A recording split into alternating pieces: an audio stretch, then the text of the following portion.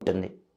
అయితే కలబంద మొక్క ఇంట్లో పెంచుకునే వాళ్ళు గుర్తుపెట్టుకోవాల్సిన ముఖ్యమైన విషయం ఏంటంటే, కలబంద మొక్క ఎట్టి పరిస్థితుల్లో ఇంట్లో ఆగ్నేయంలో పెంచకండి. ఆగ్నేయంలో కలబంద ఉండకూడదు. ఈశాన్యంలో కానీ వాయువ్యంలో కానీ కలబంద మొక్కను ఉంచుకోవాలి.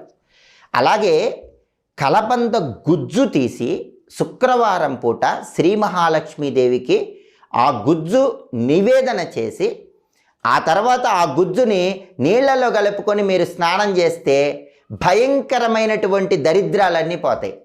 అష్టదరిద్రాలు పోయి అష్టైశ్వర్యాలు కలగాలంటే శుక్రవారం ఒక అద్భుతమైన పరిహారం పాటించాలి. అదే కలబంద గుజ్జు పరిహారం. అది కూడా ఎప్పుడు చేయాలి? శుక్రవారం సాయంకాలం ప్రదోష కాలంలో చేయాలి. ప్రదోష కాలం అంటే సూర్యాస్తమయానికి ముందు వచ్చేటటువంటి 24 నిమిషాల కాలాన్ని ప్రదోష కాలం అంటారు. ఆ ప్రదోష కాలంలో మీరేం చేయాలి?